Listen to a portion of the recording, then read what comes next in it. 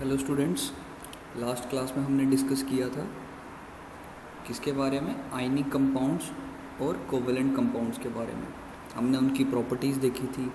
हमने देखा था कि कैसे कोवेलेंट कंपाउंड्स में क्या होती हैं, वीक इंटरेक्शंस होती हैं। कोवेलेंट मॉलिक्यूल्स में कैसे उनका मेल्टिंग पॉइंट और बॉइलिंग पॉइंट क्या होता है, लो होता है। और आयनिक बॉन्ड कैसे बनता है, कैसे पॉजिटिव नेगेटिव चार्ज, ये सब हमने देखा था हमारी लास्ट क्लास में। ठीक है, तो अब देखते हैं आगे क्या है हमारे इसमें चैप्टर में। सबसे पहले आते हैं होमो एटॉमिक मॉलिक्यूल्स। ठीक है, अब होमो एटॉमिक मॉलिक्यूल्स क्या होते हैं? होमो एटॉमिक मॉलिक्यूल्स वो मॉलिक्यूल्स होते हैं जो सिर्फ एक ही तरह के एटम से बने होते हैं। ठीक है, जैसे ये N2 हो गया, O2 हो गया, H2 हो गया। अगर N2 मॉलिक्यूल की बात करें तो दोनों क्या है, N ही है, N ट्रिपल बॉन्ड N। ये हमने एग्जांपल भी देखी थी कोवेलेंट कंपाउंड्स में। ठीक है, कोवेलेंट बॉन्ड बनता है जिसमें ट्रिपल। उसी तरह O2 में दोनों ऑक्सीजन है, H2 में दोनों हाइड्रोजन है।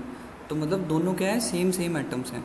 तो जो सेम एटम से बनते हैं उनको क्या बोलते हैं, होमो एटॉमिक मॉलिक्यूल्स। होमो मतलब सेम। ठीक है, बात करें हिट्रो एटॉमिक मॉलिक्यूल्स की, हिट्रो का मतलब होता है डिफरेंट। ये होमो एटॉमिक मॉलिक्यूल्स के ऑपोजिट होते हैं। इसमें एक कोई और एटम होगा, कोई और एलिमेंट का एटम होगा, और दूसरा कोई और एलिमेंट का एटम होगा। जैसे CH4, एक कार्बन है, बाकी क्या है, हाइड्रोजन। HCl, एक हाइड्रोजन है, बाकी क्या है, Cl। NaCl, एक सोडियम है, बाकी क्या है, Cl। ठीक है, एक सोडियम और एक Cl। तो इनको बोलते हैं हिट्रो एटॉमिक मॉलिक्यूल्स, जिनमें क्या होते हैं, डिफरेंट एलिमेंट्स के एटम्स होते हैं। अब क्या होता है, अब हमने पहले उसमें देखा था फर्स्ट स्लाइड में हमारी कि क्या होता है, जो हमने देखा था कि कार्बन किस फॉर्म में एग्जिस्ट करता है अपनी फ्री स्टेट में, डायमंड, ग्रेफाइट और फुलरीन। ठीक है, तो मैंने उसमें क्या बताया था कि ये डायमंड, ग्रेफाइट और फुलरीन क्या है, इनके एलोट्रोप्स हैं। ठीक है, और एलोट्रोप्स को हमने बोला था मैंने कि बाद में डिस्कस करेंगे। तो एलोट्रोप्स क्या होते हैं, ये है उसकी definition. The phenomena of existence of an element in two or more forms which have different physical properties but similar chemical properties are called allotropes। ठीक है, तो एलोट्रोप्स क्या होते हैं? एलोट्रोप्स होते हैं कि एक एलिमेंट की दो या दो से ज़्यादा फॉर्म्स, मतलब दो या दो से ज़्यादा फॉर्म्स में एग्जिस्ट करता है कोई भी एलिमेंट, और उन फॉर्म्स की क्या फिज़िकल प्रॉपर्टीज़ क्या होती है, डिफरेंट होती है, बट उनकी केमिकल प्रॉपर्टीज़ क्या होंगी, सेम होंगी। मतलब उनकी कंपोजिशन सेम होगी बट फिज़िकल प्रॉपर्टीज़ अलग होंगी। जैसे एक हार्ड होगा, दूसरा सॉफ्ट होगा।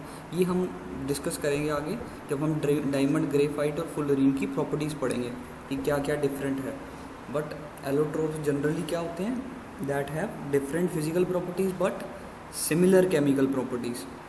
ठीक है, अब एलोट्रोप्स ऑफ कार्बन की बात करें तो एलोट्रोप्स ऑफ कार्बन कितने हैं? मेजर एलोट्रोप्स हैं diamond, graphite and fullerene. These are the three most important allotropes of carbon. Diamond और ग्रेफाइट तो हमें बड़ी देर पहले से मैनकाइंड को पता है। ठीक है, काफ़ी देर होगी इनकी एग्जिस्टेंस को। फुलरीन जो है वो अभी न्यू डिस्कवर हुआ है। ठीक है, मतलब इसको डिस्कवर हुए ज़्यादा टाइम नहीं हुआ है। इसकी प्रॉपर्टीज़ में स्टिल अभी स्टडी चल रही है, इसके बारे में और पढ़ रहे हैं कि कैसा स्ट्रक्चर है, कैसे रिएक्ट करता है सब। बट जितनी हमें पता है इसकी प्रॉपर्टीज़ हम वो आगे डिस्कस करेंगे। Moving further, first of all diamond. ठीक है, सो डायमंड हम सबको पता है डायमंड क्या होता है। ठीक है, डायमंड क्या है, कॉस्टली बहुत होता है। सबको ये पता है कि वन ऑफ द मोस्ट क्या है, one of the most precious element is known as diamond. जैसे गोल्ड, डायमंड, ये सारे क्या होते हैं, बहुत ज़्यादा प्रीशियस होते हैं। अब प्रीशियस क्यों होते हैं? क्योंकि इनकी एग्जिस्टेंस की वजह से कम होते हैं। जो चीज़ जितनी कम होगी नेचर में वो उतनी ज़्यादा प्रीशियस होगी। ठीक है, अब ऑक्सीजन है। ऑक्सीजन हमारे एटमॉस्फेयर में कितनी ज़्यादा ऑक्सीजन है कि हर बंदा आसानी से सांस ले पा रहा है। तो उसकी कोई किसी को कीमत नहीं देनी पड़ती, कोई उसके पैसे नहीं देने पड़ते सांस लेने के, क्योंकि ऑक्सीजन अबंडेंस में प्रेजेंट है। ठीक है, पर डायमंड नहीं है।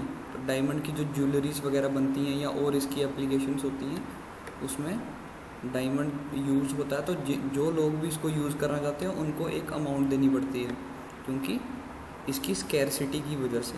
ठीक है, आते हैं डायमंड पे। डायमंड की प्रॉपर्टीज़ देखते हैं क्या होती है। डायमंड एग्जिस्ट इन नेचर, ठीक है, diamond exist in nature but it can also be synthesised by subjecting carbon to a very high pressure. Diamond nature में नेचुरली भी एग्जिस्ट करता है, बट साइंटिस्ट ने क्या उसको सिंथेटिकली सिंथेसाइज करने का भी तरीका ढूंढ लिया है। मतलब खुद भी सिंथेसाइज कर सकते हैं डायमंड को। कैसे? उसके लिए बड़ा ज़्यादा हाई प्रेशर चाहिए होता है, 5000 से 6000 एटमॉस्फेयर के बीच, इतना ज़्यादा हाई टेम्परेचर, हाई प्रेशर, और 1873 केल्विन, 1873 केल्विन, इतना ज़्यादा हाई टेम्परेचर चाहिए डायमंड को क्या करने में, बनाने में। किससे? कार्बन से। है तो कार्बन की फॉर्म है तो कार्बन से ही बनेगा।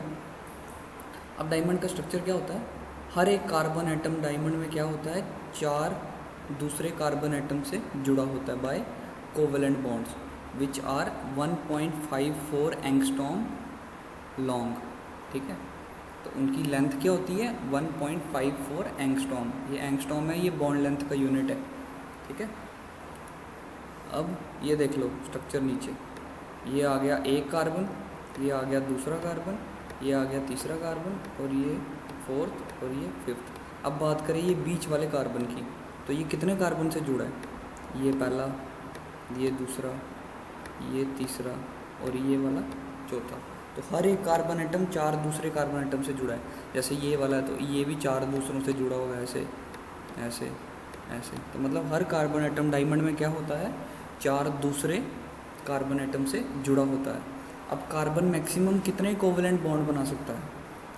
ओनली 4, क्योंकि कार्बन को कितने इलेक्ट्रॉन्स और चाहिए होते हैं, 4। तो कार्बन 4 ही बॉन्ड बना सकता है सिर्फ।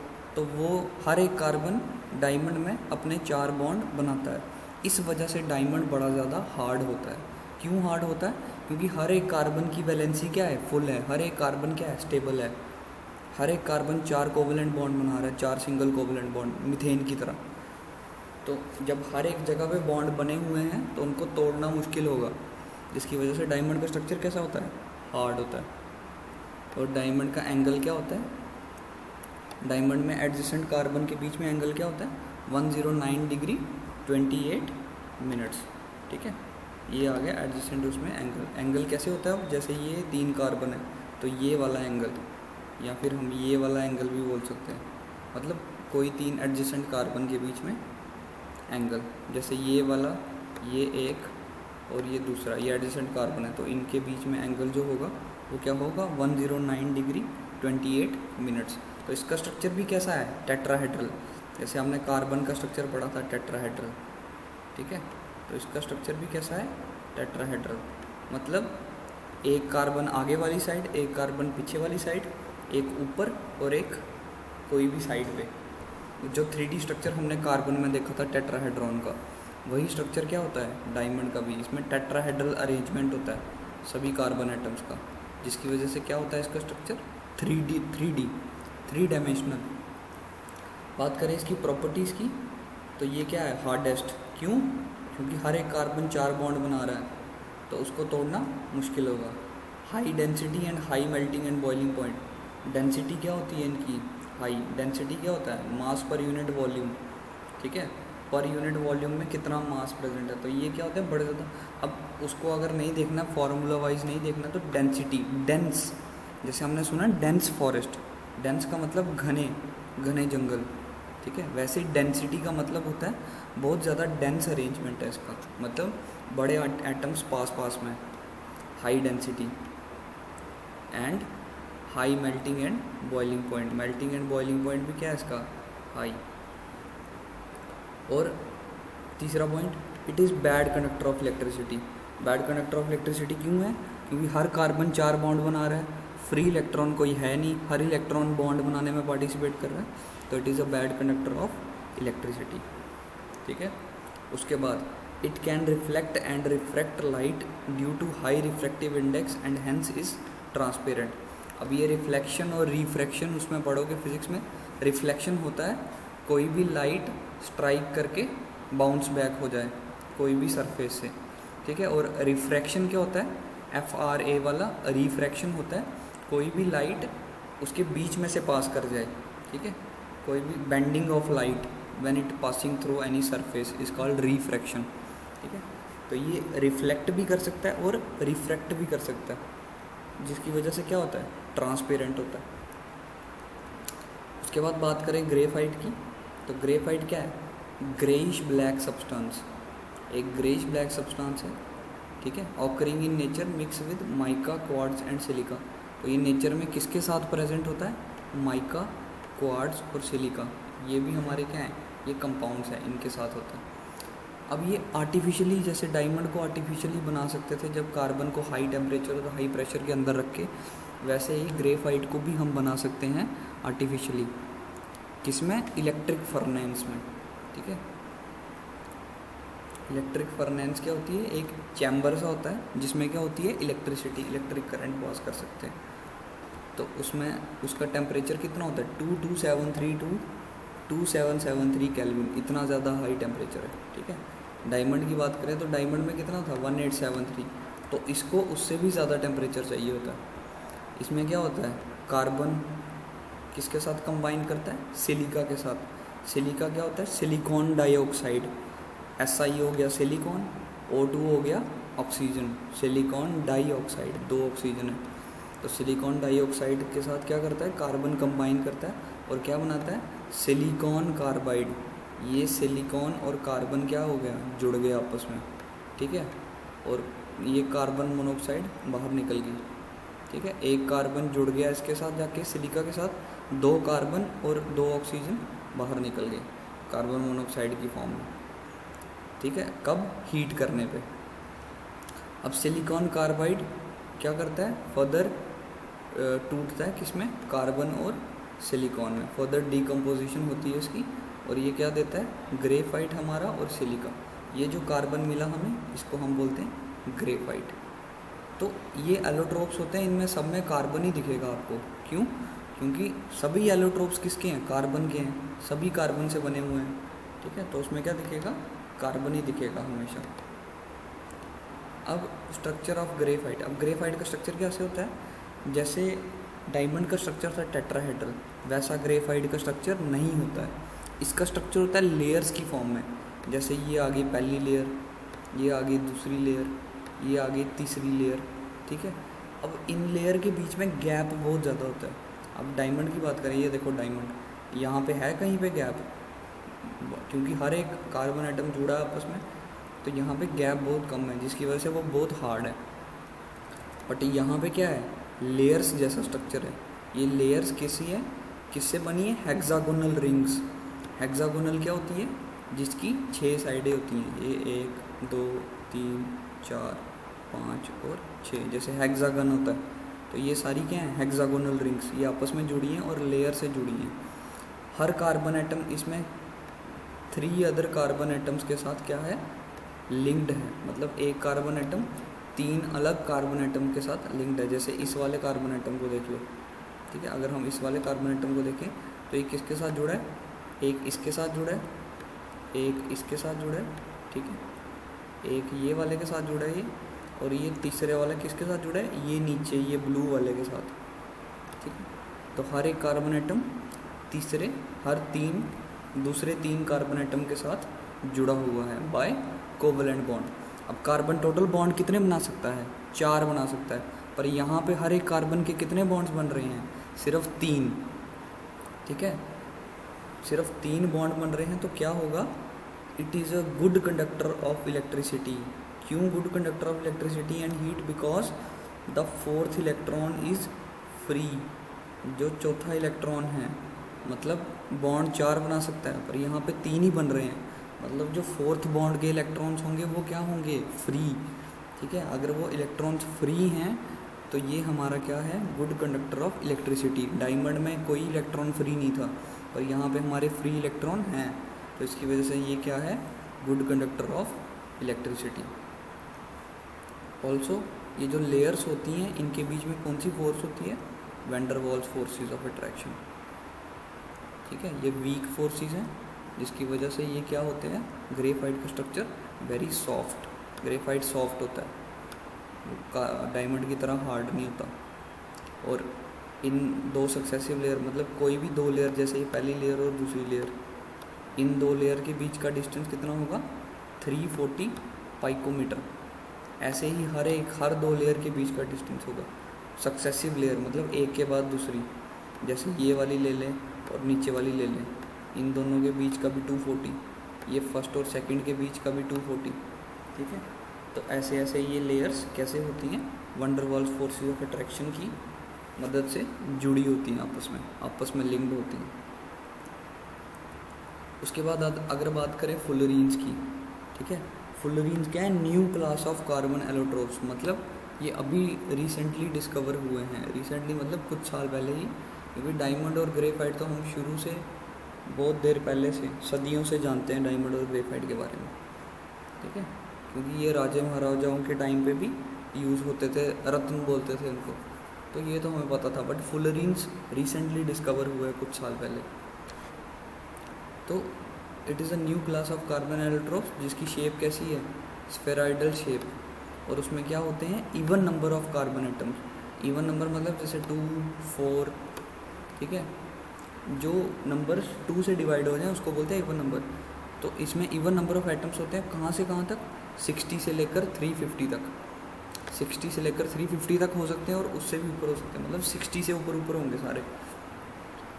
और सबसे ज़्यादा स्टेबल हमारा कौन सा है फुलरीन, वो है C60। C60 फुलरीन जो है, जो हमारा वो मोस्ट स्टेबल फुलरीन है, ठीक है। और उसकी शेप कैसी है, फुटबॉल की जैसे, ये आ गया फुटबॉल जैसी शेप, ठीक है। अब फुलरीन में क्या है, इसमें टोटल कितने कार्बन एटम्स हैं, 60 कार्बन एटम्स। ये जो हमारे फुटबॉल हैं दोनों फुटबॉल शेप में, इसमें टोटल 60 कार्बन एटम्स हैं, ठीक है। और उन कार्बन एटम्स में 26 मेंबर्ड रिंग्स, 26 मेंबर्ड रिंग्स। और ये थोड़ा आई गेस ये थोड़ा छुप गया है, तो इधर लिखा हुआ है 12 5 मेंबर्ड रिंग्स, ठीक है। अब 6 मेंबर्ड रिंग क्या होती है, ये जो हमने हेक्सागोनल रिंग पढ़ी पहले, ठीक है। और 5 मेंबर्ड रिंग क्या होती है, हमारा पेंटागन। 3, 4, 5, ये आ गई 5 साइड, ठीक है।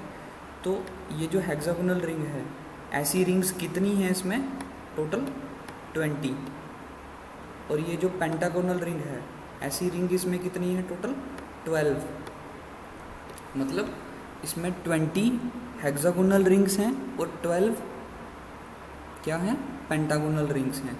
और इसको क्या बोलते हैं, बकमिंस्टर फुलरीन भी बोलते हैं, इसका दूसरा नाम है। अब हेक्सागोनल रिंग अगर देखनी है तो ये आ गया एक एटम, ये आ गया दूसरा, ये आ गया तीसरा, ये चौथा, ये पांचवा और ये छठवां। 6 मेंबर्ड रिंग बन रही है, इसको क्या बोलते हैं, हेक्सागोनल। पेंटागोनल देखनी है तो ये देखो, ये 1, 2, 3, 4 और 5, ठीक है। ये कौन सी रिंग बन रही है, ये हमारी रिंग बन रही है पेंटागोनल, और ये वाली रिंग बन रही है हमारी हेक्सागोनल। तो हेक्सागोनल रिंग्स कितनी होंगी, टोटल 20 होंगी इसमें, और पेंटागोनल रिंग्स कितनी होंगी, 12 होंगी। अब इसकी प्रॉपर्टीज़ क्या हैं, it is a dark solid at room temperature. Room temperature में क्या होता है, डार्क सॉलिड। रूम टेम्परेचर मतलब 25 डिग्री सेल्सियस नॉर्मल टेम्परेचर होता है जो रूम का। Unlike graphite and diamond, it is very small molecule. अब ग्रेफाइट और डायमंड क्या है, बहुत बड़े बड़े मॉलिक्यूल हैं, बट ये क्या है, छोटा है as compare to diamond and graphite, ठीक है। क्योंकि इसमें 60 ही कार्बन आइटम्स हैं। डायमंड और ग्रेफाइट के तो बहुत बड़े बड़े मॉलिक्यूल्स होते हैं, हज़ारों में होते हैं उसमें कार्बन आइटम्स, ठीक है। डायमंड हमारा हार्ड था, जो ग्रेफाइट था वो सॉफ्ट था। ये ना ही ज़्यादा हार्ड होता है ना ही ज़्यादा सॉफ्ट होता है, ठीक है। और ये हाईली स्टेबल है, किस वजह से, कार्बन कार्बन बॉन्ड्स जो प्रेजेंट हैं उसमें, उनका जो स्फेरिकल अरेंजमेंट है, जो इसका स्फेरिकल बॉल की तरह कॉम्पैक्ट स्ट्रक्चर है ना, वो इसको बड़ी ज़्यादा स्टेबिलिटी देता है, ठीक है। मतलब कॉम्पैक्ट स्ट्रक्चर्स होते हैं, जो बंद स्ट्रक्चर्स होते हैं, वो as compare to open structures हमेशा स्ट्रॉन्ग ही होते हैं, ठीक है। तो ये था हमारे क्या, एलोट्रोप्स ऑफ कार्बन। इनकी प्रॉपर्टीज़ पढ़ी हमने, देखा डायमंड, ग्रेफाइट और फुलरीन कैसा स्ट्रक्चर होता है, क्या क्या ये एग्जिबिट करते हैं अपने स्ट्रक्चर में। ठीक है, अब आगे हम इसके नेक्स्ट क्लास में पढ़ेंगे, इनके बीच में कंपैरिजन, कुछ प्रॉपर्टीज़ कंपेयर करेंगे इनकी और इनके यूजेस देखेंगे। ठीक है, ओके, थैंक यू।